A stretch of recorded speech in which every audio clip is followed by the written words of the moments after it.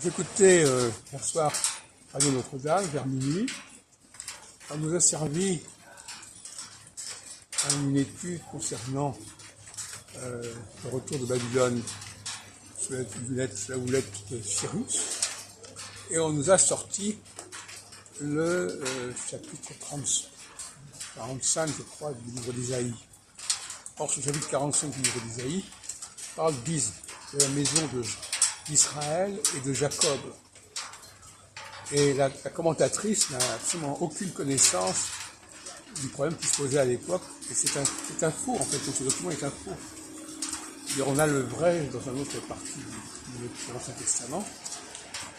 On a remplacé le rapport de Cyrus avec les Judéens par un rapport de Cyrus avec les Israélites.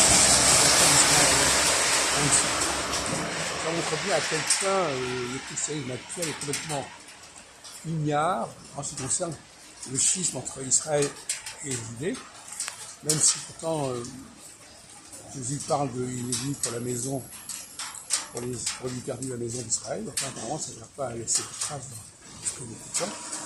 Et donc, je trouve que c'est une véritable honte de nous sortir ce document trop compliqué. Et d'ailleurs, de manière générale, la sortie de l'Égypte, la posture qui a été mise en scène en plus par le film des 10 commandements de Cécile B. DeMille avec Charles Heston, et qui est complètement centré sur le livre de l'Exode, qui est un ouvrage complètement fabriqué par les gens du royaume d'Israël.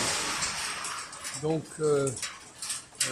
quand j'entends comme ça, sans aucun problème, que Cyrus, l'empereur de Perse, s'est adressé aux enfants d'Israël, c'est intéressant parce que justement, on a la même imposture que lorsque l'on parle des enfants d'Israël à propos de Moïse. D'ailleurs, dans les deux cas, il s'agit d'un messie, d'une manière, et quelque part, Moïse n'appartient pas au peuple en question, puisqu'à un moment donné, on dit vois ce peuple, parle à ce peuple, expliquer les Palestiniens, les Palestiniens,